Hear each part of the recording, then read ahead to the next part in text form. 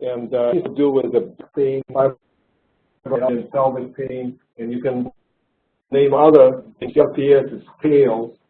What we just compare with a happy patient with osteoarthritis. How we help this patient, but the quality of life, it will be absolutely changed from poor and misery to almost complete health, because those people, they wait for retirement and want to play golf or just play with their grandkids, so they can't do it because of arthritis.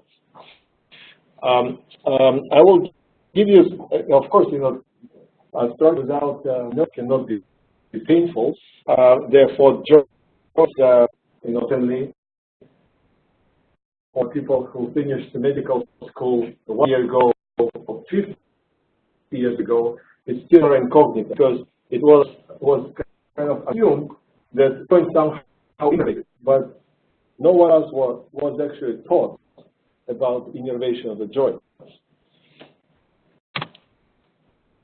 You want to do it? How? Page up, page down. Page down. Page down. No.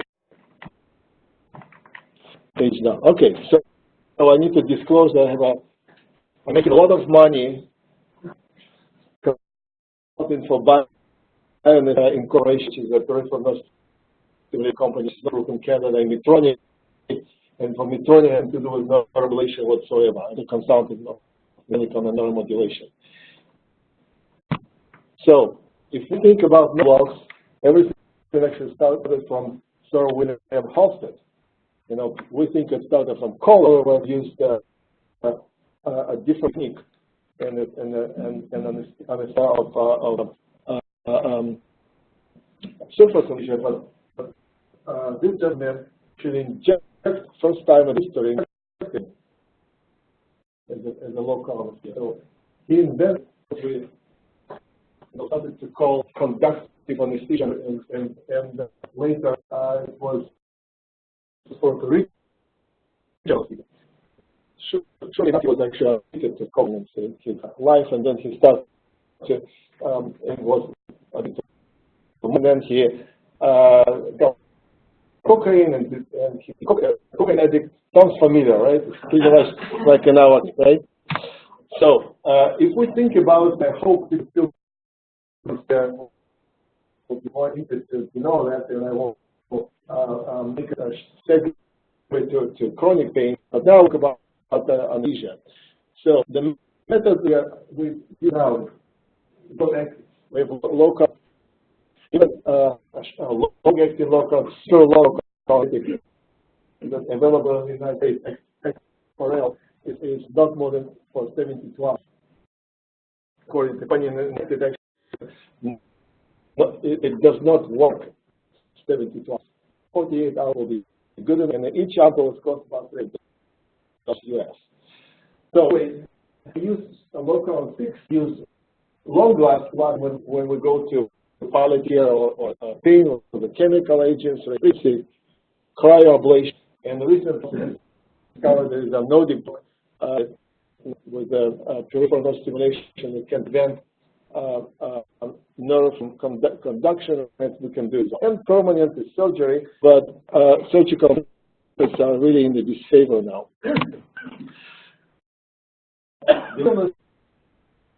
The based on neuroaxis, peripheral nerve block or combined with anesthesia. The more anesthetic is uncomfortable, the more reliance is on combined methods. And we often in practice called GAWA, not the same terminology in hand, but GAWA stands for general anesthesia without airway. So when you do a nerve block, and then you actually provide the patient comfort, so propofol all full speed, and patient is snoring, but the block is done. But anyway, so the original anesthesia is considered a standard care now for surgery. It is more effective than conventional anesthesia for complete recovery, at least in the Shamrat told during the that's what people need, short-term recovery on the show. And this article, in the current base, they always do some complicated analysis. They say, well, we don't improve outcomes after joint replacement beyond 3 months. I don't know why they actually try to analyze it beyond 3 months. Whatever it is after 3 months, it is really not related to the type of anesthesia. It's more related to type of the patient, type of the surgery.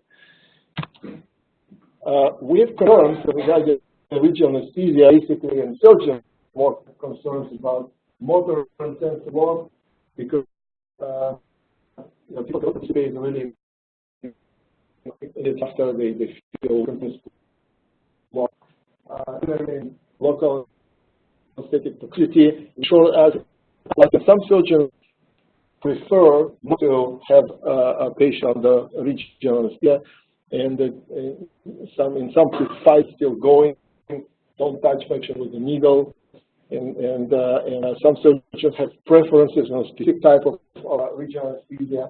There are also legal issues with regional anesthesia, so assume the patient who is actually going to operate in a room, the patient gets permission to provide anesthesia, but it's assumed that it's a general anesthesia.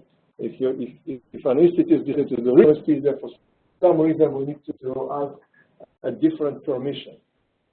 If something goes wrong, if that goes wrong in scrutiny of general anesthesia is probably more than anything else. So it's much too little. If we analyze this ASA closed claim project, and it was done in Seattle when I was still part of this thing. So there were problems, but no claims were identified when it was done with ultrasound guided. Now, and I don't know why, because it is about 2011 publication, so the data was like 5 years back, and perhaps not so ultrasound was actually used. So that's why they could not find any evidence that ultrasound guided blocks resulted in problems. The most complication was nerve injury, 51%, was actually quite significant with death, and also other bit more predictable as pneumothorax and the brain. The problems were there's anesthesia and with the plexus block, sciatic block, and epidemial block. The available randomized control trials do not allow a designation of baseline intervention for total hip arthroplasty. So we really don't know which technique was the best.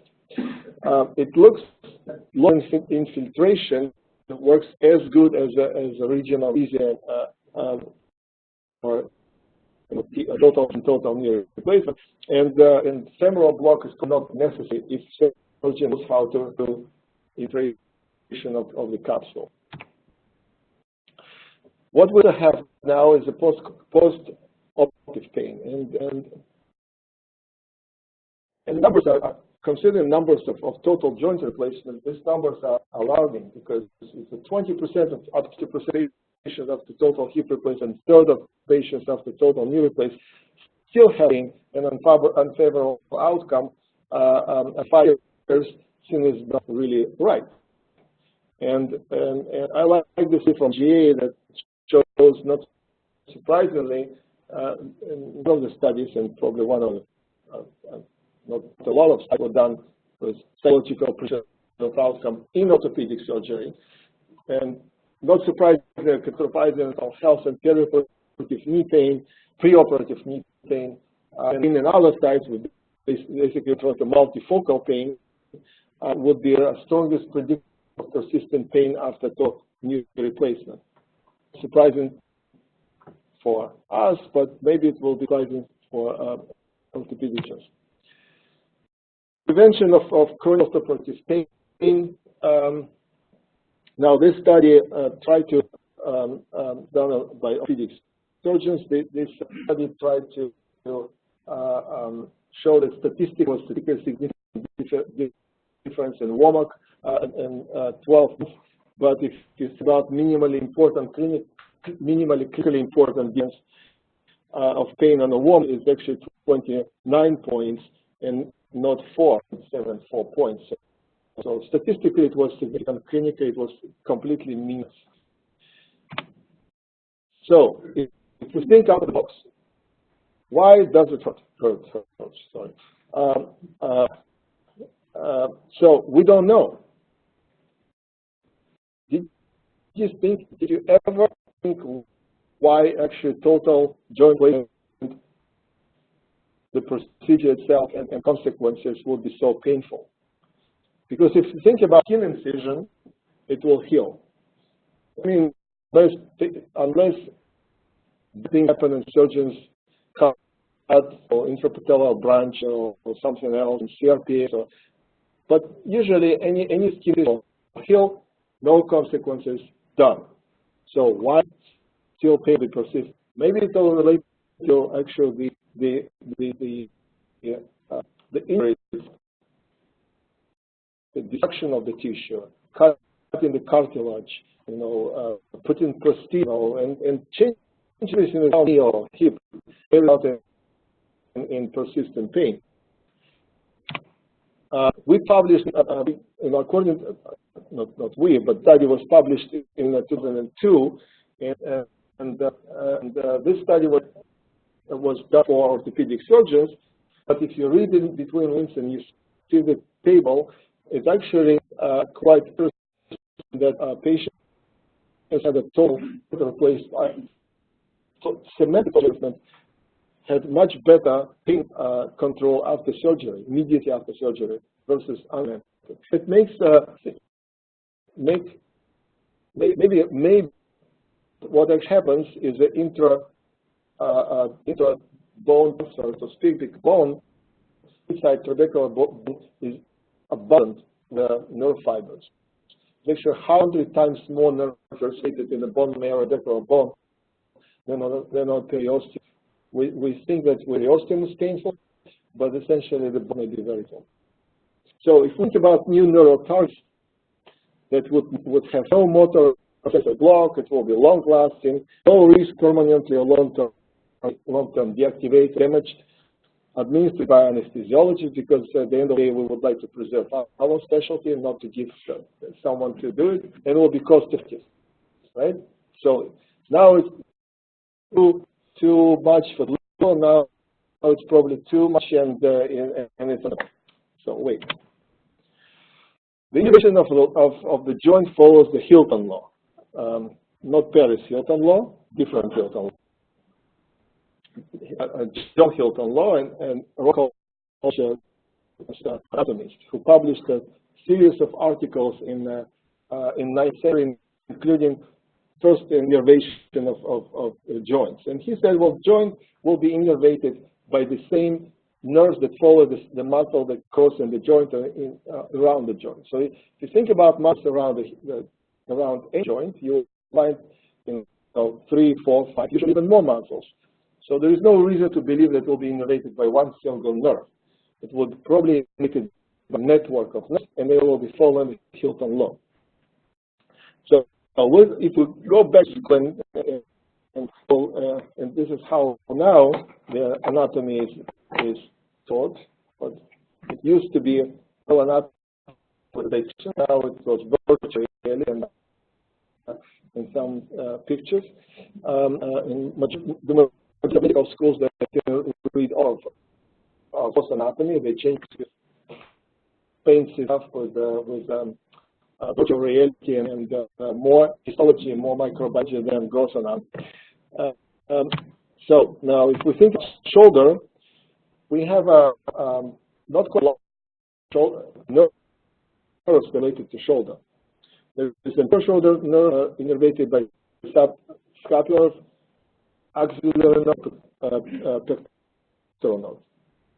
All nerves coming from the same P5-6 area, and the nerve posterior branches they are on subscapulum and the small branches again of axillary. So it's not a lot. The issue is how to find and what to do with these nerves, because those nerves are not just sensory; they're motor. So this picture of published lead Dello, a surgeon from Dallas, and lead Dello plastic, but now he's 35-ish, and he's not really practicing. His partners are practicing quite extensively. And what they do all day long, they do innervations, pretty much everything. Shoulder denervation, elbow denervation, hip denervation, ankle denervation, all surgical methods, cash-based practice. No insurances in the United States cover this practice, all cash-based, and leadless. Well, thousands of patients only with one denervation. And I'm curious what car he's driving, but I know what kind of watch he has. It's a very nice platinum protection. So it's actually not business today. So this is the innovation of the joint from axillary. This is suprascapular nerve, acromial ligament. So it's probably not it's finding, and more suprascapular nerve that comes from the axillary range, and give sensory branch both. That's what we would like to block suprascapular nerve, and the knee can need to block on the level of almost high, even on the level of the notch. And the majority of orthopedic surgeons conveniently block in this area and in spinal glenoid notch, and it's pretty much too late because here nerve consists only more branches to infraspinatus and teres minor. There's nothing else there. So in anesthesia, come to proscapular nerve. I'm going to show better and suprascapular nerve alone for surgery, and the lateral pain was better control. Another CT found that scalene block was more effective, but proscapular block did seem to be a reasonable option if block was contraindicated. So this is our study. We did it in Sonic. We real, true randomized control study. Patients didn't know. We didn't know what kind of procedure was. Active placebo control. We injected lidocaine in both groups, and the group received pulse frequency. The second group received the same meal with the ounce of radio frequency connected to demo box. So it was super randomized control according to all standards. No knew what's going on, and she was pretty silent. And the problem, why it was published in practice is not an aim or British Journal of Anesthesia, just we have a high attrition rate. Patients want to continue, basically wanted to leave study. So that's why we did a trick of last observation carrier forward analysis, which is not the greatest in the statistics, but that's how we reached the final result. The final result was quite significant statistically and clinically meaningful. The difference between the scores, because of the 6 months patient in pulse radio frequency group still felt much better. I can tell you also that I think more patients will take a couple of benefited than with the dual osteoarthritis. Okay, let's go to this is from Ernst Gard, also British anatomist, who published an article about specifically joint innervation, and he found innervation of the hip joints, anterior hip innervation comes from the obturator nerve and the femoral nerve, and the posterior innervation comes from sciatic and also quadratus femoris muscle. So also in the surgical literature, when surgeons took histology, they found the anterior capsule that to work is a really innervated, and found that steps there. So the anterior capsule is less innervated. And based on that, surgeons got a technique of infiltration of the capsule during the surgery. This is our study, just finished it and submitted publication. What we found is obturator articular plexus has pretty much the same as previously described. Femoral is also described some unknown nerve that basically is the access of the nerve. So this is the dissection.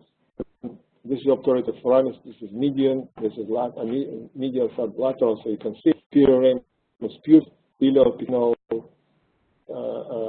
eminence. This is a nerve we found from the femoral nerve. This is a nerve from obturator foramen, and you can see the level of section is fairly time-consuming. So each specimen, it requires about 2-3 weeks dissection, and now the study is submitted to Richard Painter. It's all optical branches in this study. Now, what is the clinical significance? Clinical significance is unknown. Let's be clear, it's unknown. There's no evidence that recommends specific nerve versus another nerve to be approached either regional anesthesia or chronic pain. That said, we do it, and I'm guilty in hip denervation quite frequently.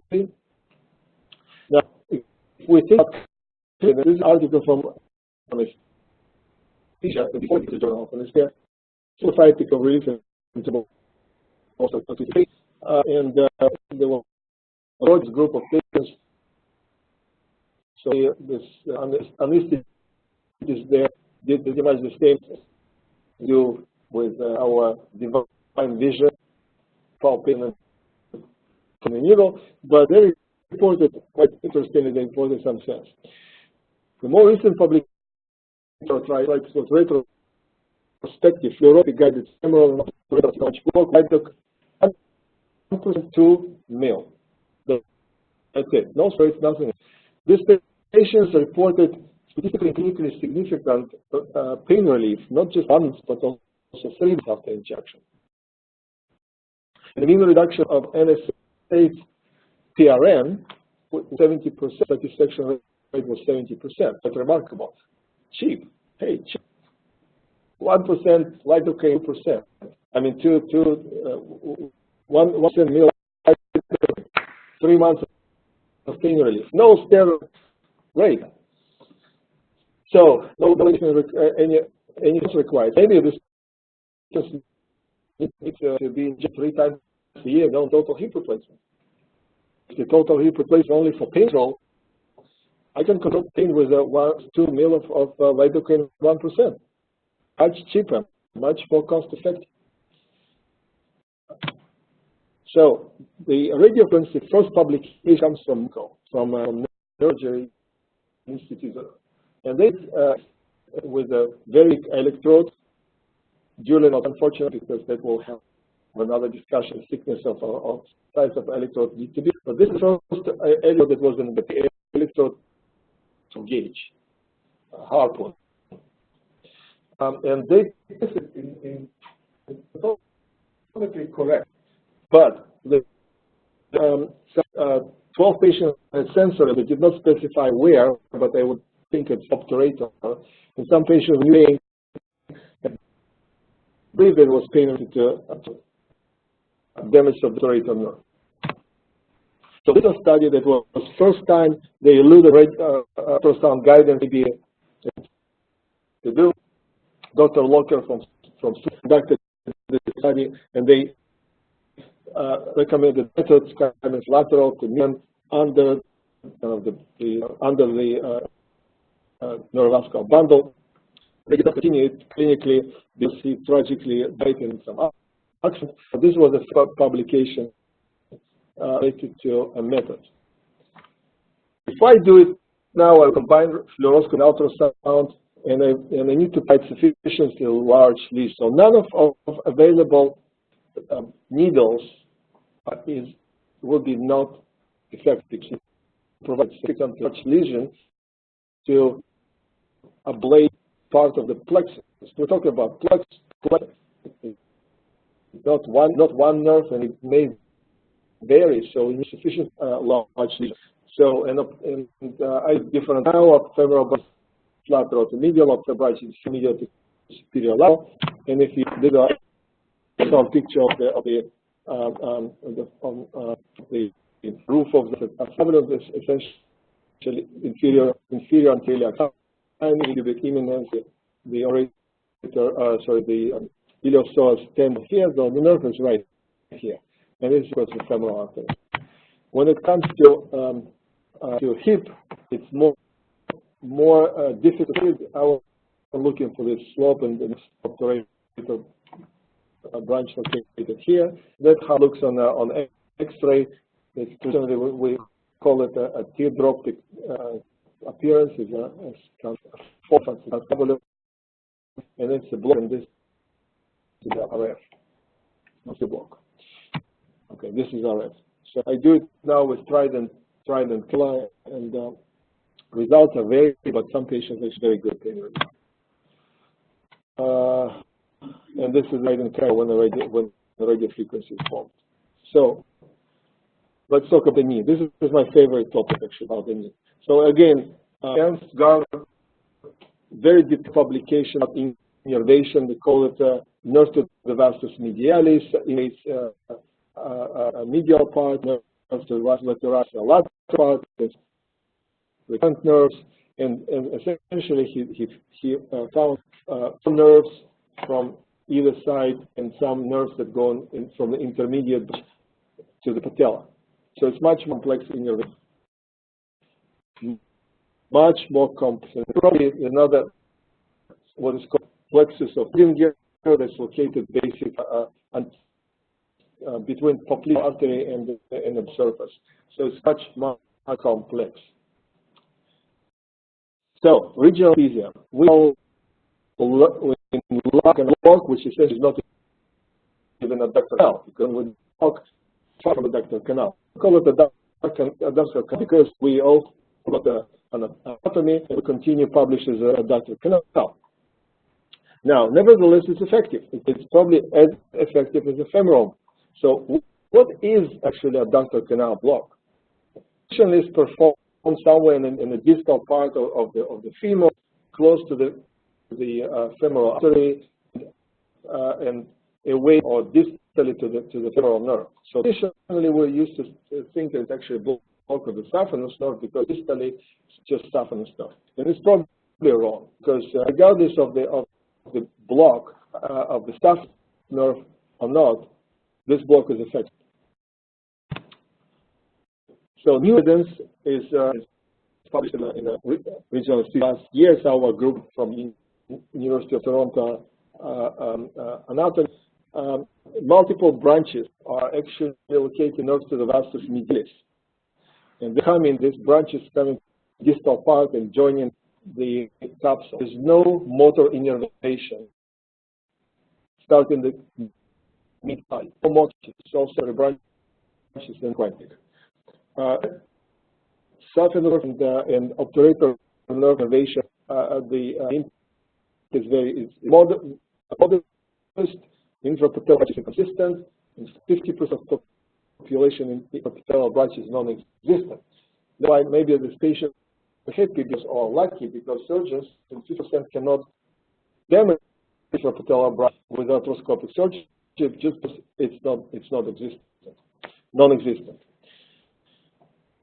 So this is a dissection that was published. This is femoral artery and the nerves, and I will show you. So this is those nerves in the vastus medialis, and they thick, up to 4 millimeters in diameter. That's a pretty large nerve, and they all go to the capsule. You go to the capsule without giving any motor branching. What you can see here is a bar, anterior geniculum and medial geniculum, which is called medial superior geniculum.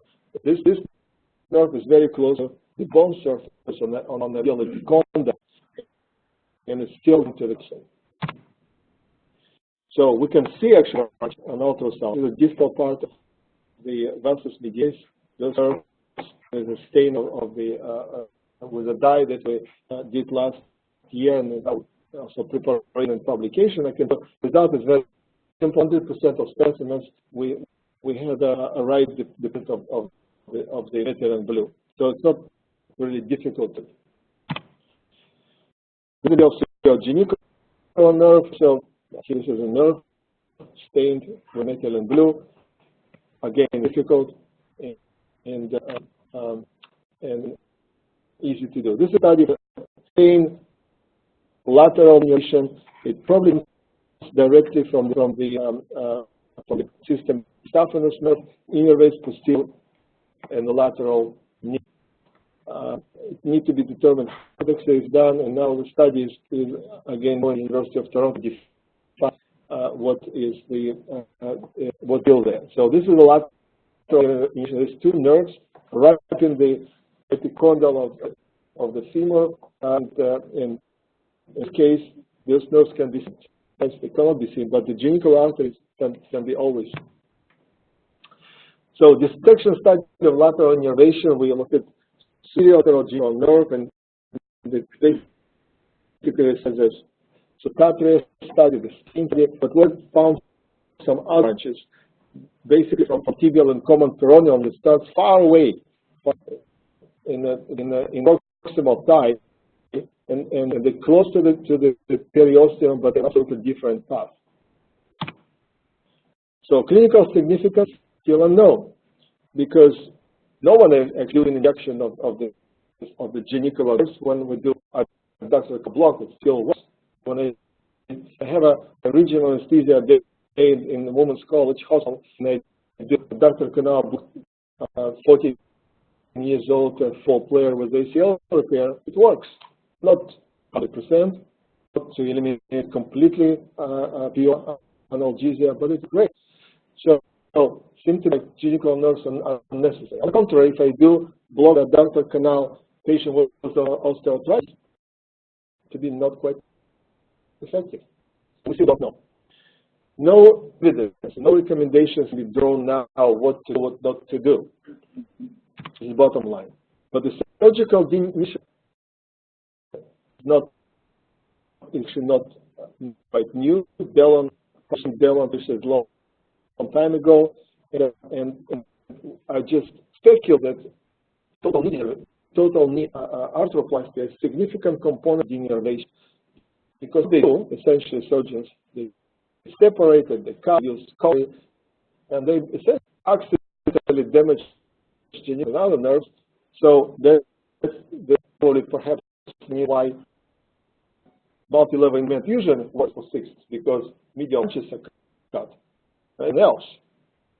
So pain comes back, but for 6 months, patient can be quite happy and patient can be fooled, because essentially a huge surgery denervation that can be with a needle.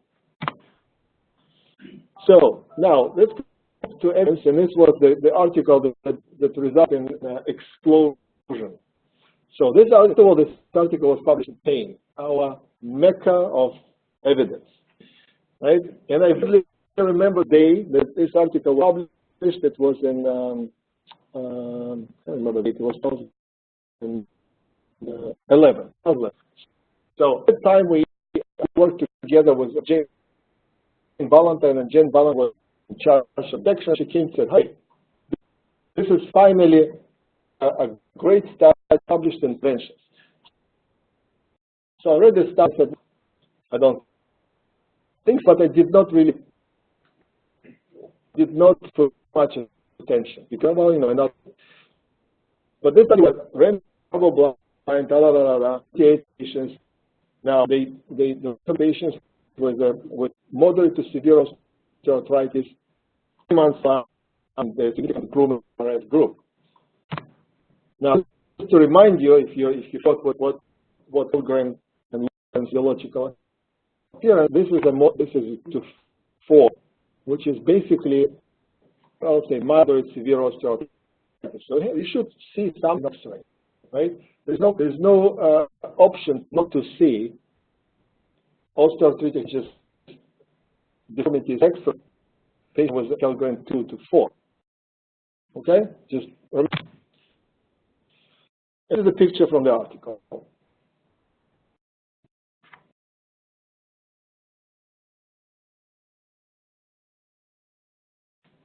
It's a normal, now a totally normal knee. So when I publish the article, I would like to send something that is, like juicy. We all publish best pictures, right? The best stories. So it will catch attention of the reader. So I wonder why it was decided to send to publications completely normal need, but with radiocons and needles. So this might be number one. Why revise campaign? Why actually did go and this article again?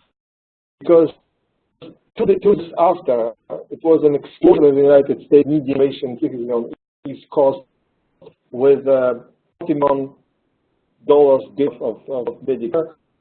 And so asked me, can you just read, or is it clear valid? So I read it. I told Jane and said, you know what? You guys are so nice and things. You're so great people, so good researchers, and you think they are knee jugglers, and maybe it's right.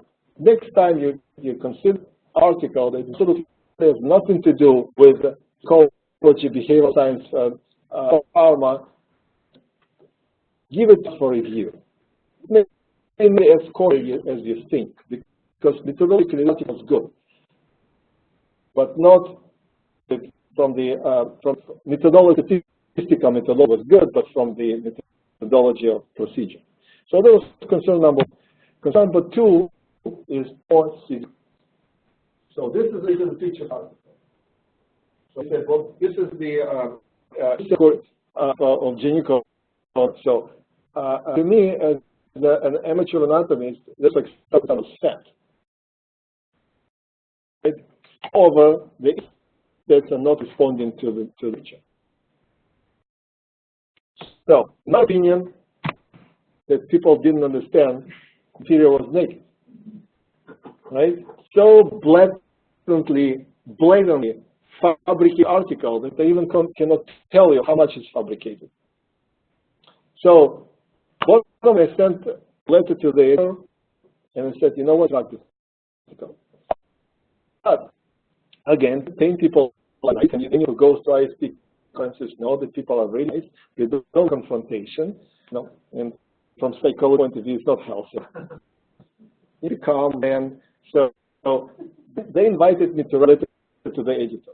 So as far as I'm concerned, this is the only letter that I know that was published 2 years after publication. Or it was published all night. I sent it Sunday night, Monday morning it's all day. And this is about time. So you can read it as you can fast. Then I read it and also read it without accent. So that's what happened. So I wonder how much we're connected to scientific publication and how much we should have scientific publications with no anatomical grounds. So this is the state of air now with radiofrequency denervation of the knee, actually running. Everyone is publishing reports, everyone is publishing studies. And so this is one of the articles, what is the more active, radiofrequency neuropathy or genital nerve or integral injection, rheumatic disease. They do the same as Dr. Choi published. Look at stickers, so this was recommended in this article. Superior genital nerves and a median superior genital nerve. What is it? And also article published. So this is in the area that should be. So another article, positive result.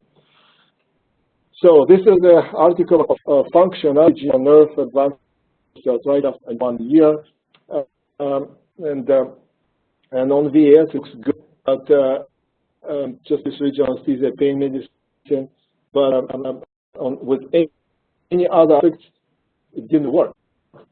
So total Womack score, they kind of say, well, it worked. Now, negative study, genital nerve radiofrequency analytic was called steroids, the blind control study, and it was reduction maintain and improve function after 6 months. But I need to tell you that actually this study was also done incorrectly from the technical point of view. So obviously, if, study was negative, but maybe the study was negative because it was done technically. So potential percutaneous approach is probably feasible, and posterior deviation is probably not feasible and dangerous because of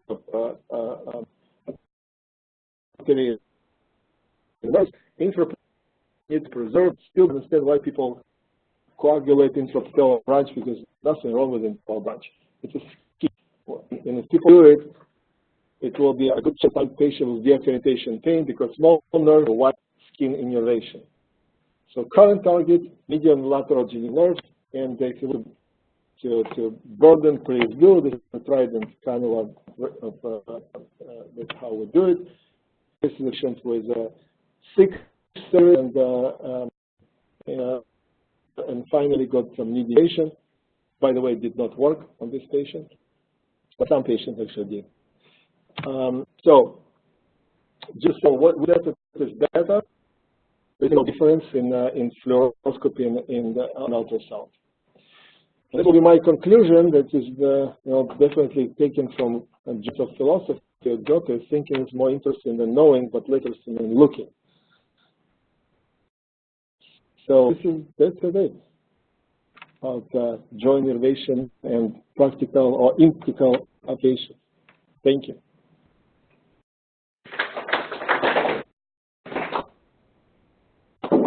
Great. We have time for a few questions. Joe.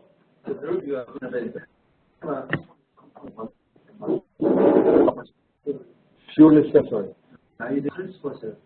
Heat. Thermal with a large cannula. So trident cannula, if you know here, is the same. Cool cannula produces about 1 cent per ounce. Now, also can tell there was an interesting impetus where the frequency innervation from the one of the companies in the United States.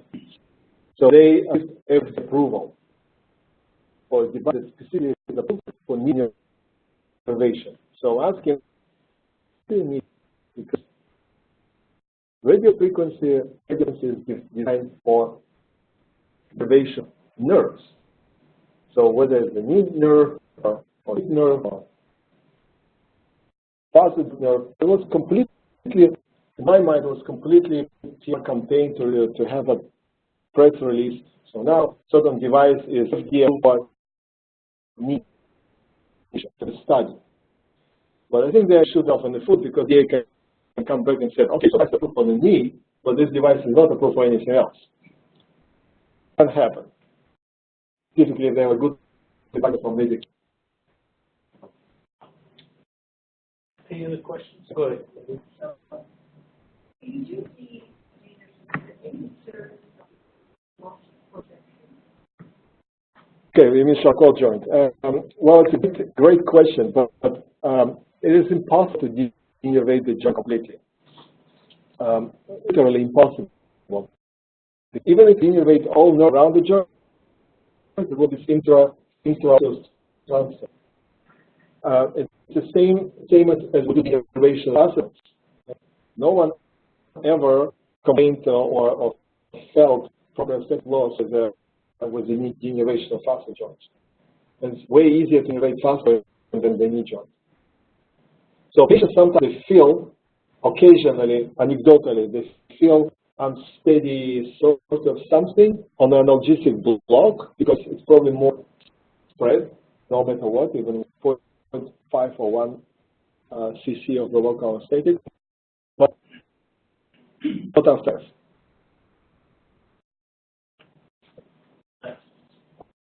So, based on presentation, you do the art of the find just of that compare. Yeah. But the knee has not been. You don't think that the anatomy has been adequately identified as feasible? Well, I still do RF for myself. I don't know what is implemented?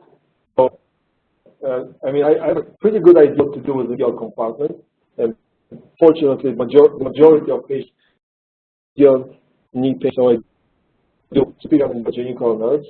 If the pain is significant in the patella, I also do vastus medialis. But the total any and I only know how many of the patients we benefit. I have much more success, totally much more success with analgesic blocks than with RF. I have a patient who will come once in 3 months because she's so sick that even RF is not good. She has a demand pacemaker, and she cannot lie flat, and she's totally a palliative patient. And until she is able to come, I do sitting. I do injection of the nuclear nerves for 3 months. Keep away from notice completely. But I don't know. I don't have the answer. Sorry, go ahead.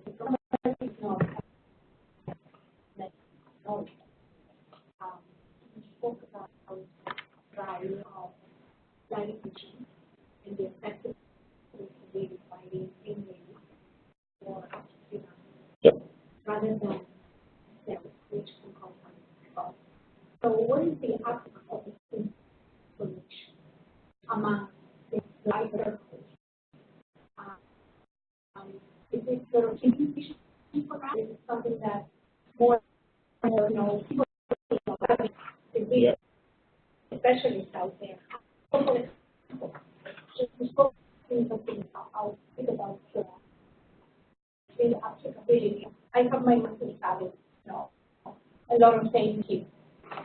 And she's happening a lot. So what advice would you have someone like her?